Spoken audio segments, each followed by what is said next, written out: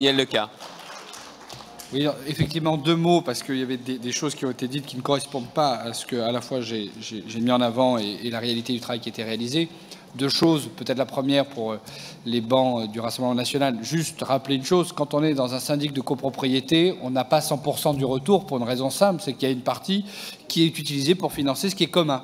Et en l'occurrence, il y a beaucoup de choses en commun en Europe et on a besoin que la structuration des filières, que la paix, que l'accompagnement d'un certain nombre de dispositifs qui structurent l'industrie, qui structurent la recherche, qui permettent l'innovation, soit financé et que ça ne retombe pas directement sur le territoire national. C'est normal, ça s'appelle, c'est une copropriété, l'Europe. Donc c'est un effort qu'il faut faire. Et puis juste pour dire sur l'effort de concertation et de consultation, juste dire que nous avons fait un énorme travail de consultation-concertation de 2 ans la dernière fois.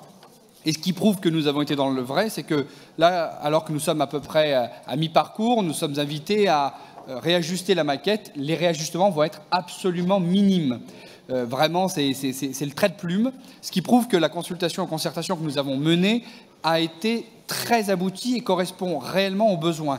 Ce qui n'a pas été le cas, je le dis, quand nous avons récupéré la région en 2015, où nous avons fait une correction qui était très significative, pour une raison simple, c'est qu'il y avait des lignes qui avaient été surabondées pour envoyer un message politique, mais il n'y avait pas de porteur de projet en face.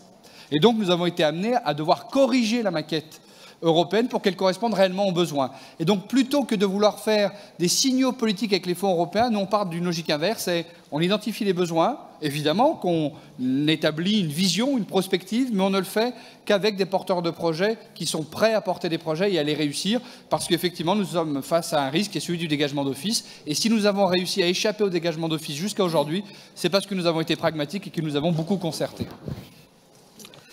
Il n'y a pas de vote.